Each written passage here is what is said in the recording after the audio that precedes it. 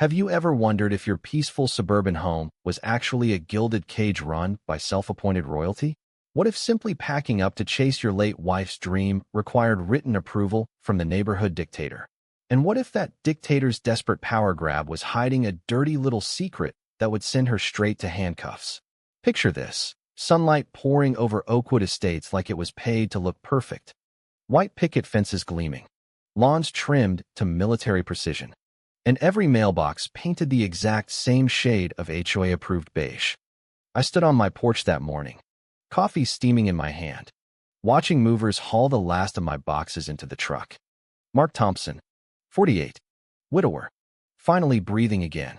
My late wife Sarah used to say our dream was simple: a patch of land where the only rule was don't be a jerk. No more clipboards. No more fines for a garden hosed the wrong color. I'd saved for years after she passed, worked double shifts, and bought 10 acres just outside the HOA line. My land, my rules. Freedom tasted like fresh air and zero violation notices. I was smiling, actually smiling, when the click-clack of heels sliced through the quiet like a chainsaw. There she was, Linda Hargrove, HOA president, self-proclaimed guardian of community harmony, and the woman who once fined me $250 for leaving a screwdriver on my truck bed because it disrupted visual serenity. She marched up in her pastel pantsuit, clutching a manila folder like it was the Ten Commandments. "Mark," she cooed in that fake sweet voice that always made my skin crawl. "You can't possibly think you're leaving without filing the proper exit approval forms. It's right there in the bylaws. Section 14.7. Departure requires board consent." I almost spit my coffee. "Linda, my new property isn't even in the HOA. I don't need your permission to exist." Her smile didn't twitch, but her eyes did that glitchy thing, like a robot short-circuiting. "Oh, sweetie, you don't leave unless I approve it. The community invested in you. Think of the property values." I waved at the movers. "Keep loading. Guys, we're good." That was the match. Linda yanked out her phone like it was a six-shooter. "Fine. I'm calling the sheriff. You're evading lawful HOA authority." 10 minutes later, a patrol car rolled up, and Linda stood there smirking like she'd just conquered Europe. The deputy looked exhausted before he even got out. This wasn't a move out. This was war. And Linda had no clue she was about to lose everything she thought she owned. Before all this madness, life in Oakwood Estates felt almost normal. Quiet mornings on the porch, Sarah's roses still blooming out front even after she was gone. I bought in thinking the rules would keep things peaceful. No loud parties. No eyesores. What a joke. Peace turned into policing faster than you could say monthly dues. One innocent reminder about lawn height snowballed into weekly inspections. Passive-aggressive notes taped to my door, and emails about my truck being parked half an inch over the invisible line of neighborly respect. Even the color of my garden hose got flagged once, not in the approved earth tone palette. It wasn't a neighborhood anymore. It was a cult with better landscaping. Sarah and I used to talk about escaping to open land where nature was louder than nosy neighbors. After she passed, that dream kept me going. Our son Alex was in police academy by then, and I figured it was time. I scraped together every penny, closed on 10 acres of pure freedom just beyond the HOA boundary. No more Linda. No more rules. I really believed moving day would be the end of the drama. I was wrong. Leaving triggered the apocalypse. By the next afternoon, my inbox was exploding. Urgent notices screaming, departure penalty fee, $850. Unauthorized moving activity fine, $400. They even tried slapping me with community harmony disruption because the moving truck allegedly vibrated the collective peace. Pink slips, yellow slips, orange slips. My door looked like a crime scene. One notice: fined me for the tire marks the truck left on the public street. Public street. I laughed until I realized the stress was knotting my chest tighter than a noose. Sleepless nights. Half-packed boxes staring at me like accusations.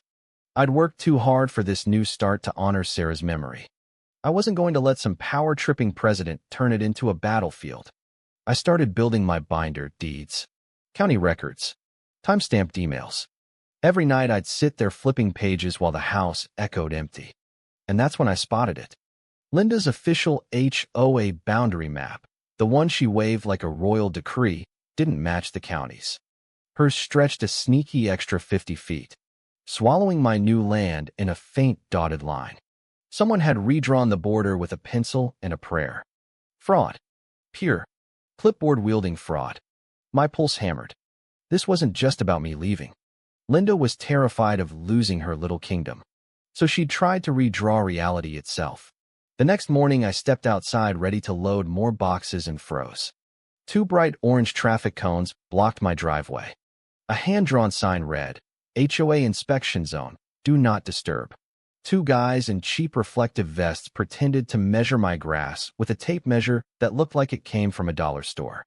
They weren't even official, just Linda's cousins or whoever she'd bribed with coffee and lies. What exactly are you inspecting? I asked, arms crossed. One cleared his throat. Exterior compliance factors. Sir, I pointed at an open moving box on the porch. You inspecting cardboard now too? They blinked like I'd spoken alien. I kicked the cones aside. That's when I heard the tow truck rumbling toward my pickup, legally parked in my own driveway. The driver shrugged. HOA order. Vehicle non-compliance. I laughed that tired, dangerous laugh. Touch my truck, and you'll be explaining this to a real sheriff.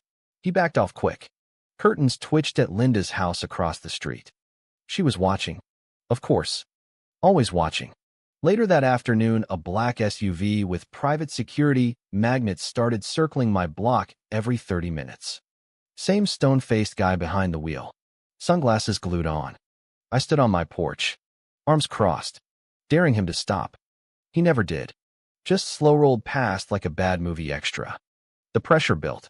Every car slowing down made my heart jump. Every knock felt like incoming artillery. But I kept documenting. Photos. Screenshots. Everything. Because bullies don't scare you when you know their game. Linda wasn't done. She filed 2 more police reports, disturbing the peace, aggressive behavior. I hadn't even raised my voice. The same deputies showed up looking like they wanted to apologize for existing. Then Alex pulled up in his academy uniform during field training. When I told him everything, he didn't rage. He just pressed record on his phone and slipped it into his vest. Let her talk. Dad, he whispered. Proudest moment of my life right there. Linda spotted him and stormed into the street like a one-woman parade. This is resisting HOA authority, she shrieked. Alex just stood there, calm, recording every unhinged word. She didn't realize she was signing her own arrest warrant with that shrill voice. Something shifted after that. Neighbors who used to avoid eye contact started whispering as they walked past. We didn't vote for her. She scared everyone into silence. One woman in a blue sweater leaned close while walking her dog. We've all wanted to leave, but she makes us feel like traitors. Fear. That's how she ruled. Not rules. Not bylaws. Just pure fear dressed up as community standards. I realized HOAs weren't about keeping things nice. They were about control freaks turning neighbors into subjects. The pressure never let up. But neither did my binder. Every threat she hurled was another nail in her own coffin. And the funniest part? The more she panicked, the more ridiculous she looked, like a balloon animal twisting itself into knots. She thought she could intimidate me into staying. Instead, she was handing me the rope to hang her entire fake empire. The night of the emergency HOA meeting, the clubhouse was packed. People spilling onto the sidewalk, buzzing like bees around a kicked hive. I walked in with my binder under my arm. Heart steady. Linda sat at the front like a queen on her plastic throne, gavel in hand, name plaque gleaming. She lifted her chin the second she saw me. Well, she announced loud enough for the cheap seats. The resident who thinks he can just abandon us finally decided to show up. Nervous chuckles rippled. I sat front row, eyes locked forward. Calm. Collected. She tapped the gavel dramatically. This session addresses multiple violations, unauthorized relocation, landscaping infractions, public disturbance, and attempted property abandonment. She listed every fake charge like she was reading a war crimes indictment. I waited. When she finally gave me the floor, I stood, binder open, and laid the county map on the table. This is the official boundary on file with the county, I said, voice carrying. My new land is completely outside HOA jurisdiction. Whispers erupted. Linda rolled her eyes. We've addressed the adjacent influence zone. I dropped the second map beside it, her fraudulent version with the sneaky extension. Gasps. Real ones. This is the map you filed, I continued. Redrawn without approval. Without votes. Without any legal process. Fraud. A board member shifted uncomfortably. Someone in back muttered. Holy crap. I kept going. Emails threatening liens on my new land. Harassment notices. Fake fines. Each page hit the table like a hammer. And here, I said quietly, are signed statements from former board members who quit because of intimidation and illegal orders. Faces turned to Linda. Her jaw clenched so hard I thought it'd crack. You're manipulating this room, she snapped. I pulled out the printed neighborhood app posts. These are your smear campaign entries calling me a threat to property values. The room turned. Real anger now. An older man stood, a former board member. I didn't quit over scheduling conflicts. She threatened to ruin me financially if I spoke against her. It snowballed. Accusations flew. Fake storm fines. Loyalty demands. Rewritten policies. Linda slammed her palm down. Enough. This is my community. I built it. You obey my rules. The words hung there like a bomb. Phones came out. Recording. Linda's face went from red to ghost white as she realized the entire room had just witnessed her mask shatter. She tried backpedaling. I'm men I oversee. Too late. The tide had turned. Someone shouted. We need a new vote. Another. This isn't leadership. It's a dictatorship. I closed my binder slowly. No smirk. Just quiet satisfaction. I hadn't destroyed her. She'd done it herself with one screaming sentence caught on 20 phones. The queen had fallen, and the kingdom was finally waking up. The county hearing the next week felt like stepping into a real courtroom instead of Linda's plastic fantasy. No folding chairs. No lemonade. Just polished wood. Real authority. And the smell of old paper and consequences. I sat in the lobby clutching my binder like a shield. Thumb tracing the edge for calm. Linda stumbled in wearing a blazer 2 sizes too tight, hiding behind a stack of papers. Her board members sat far away, heads down, pretending they didn't know her. When she saw me, her eyes narrowed to slits. I hope you're ready, she hissed as she passed. Because I refuse to let someone like you dismantle everything we built. We filed into the hearing room. My son Alex walked in wearing his uniform. Not as family, as an officer of the law. He nodded at me once. Steady. Linda flinched like she'd been slapped. The judge began without theatrics. This concerns fraudulent boundary filings, harassment, and misuse of authority. Linda jumped in immediately, voice shaky under fake confidence. Your Honor, this man has been spreading lies, encouraging rebellion. Sit down, the judge said flatly. No debate. Linda sat. I opened my binder and laid out everything. County map. Her altered version. Every threatening email. The lien threat on land she didn't own. Witness statements. Neighborhood app screenshots. The HOA meeting transcript. And finally the flash drive with Alex's recordings of her street meltdown. The judge reviewed page after page in heavy silence. Linda's breathing grew sharp. She tried interrupting 3 times. Each time the judge raised a hand without even looking. Then came the moment. The judge placed the 2 maps side by side. Mrs. Hargrove, did you file this boundary extension intentionally? It was to protect the neighborhood from destabilization, she stammered. We must maintain cohesion and standards. Adjacent properties influence the community. That is not a legal justification, the judge cut in. That is fraud. The room shifted. Karen, sorry. Linda, drained of color. I did it for the good of the community. If he leaves, others will follow. The neighborhood will fall apart. You can't let him. You do not own the residence, the judge said. Voice iron. This is not a dictatorship. Linda slammed her hand down. We cannot let people just walk away. I built this place. They follow my rules. This is my community. Alex pressed the button on his body camera. Soft beep. Linda froze mid-rant, realizing she'd just handed the court her own confession on video. The judge nodded at the county officer. Mrs. Hargrove, you are being charged with filing false legal documents, harassment, and fraudulent police reports. Linda stumbled back like the words were bullets. No, I was doing my duty. People need control. They need someone strong. Her eyes darted wildly, begging for support that never came.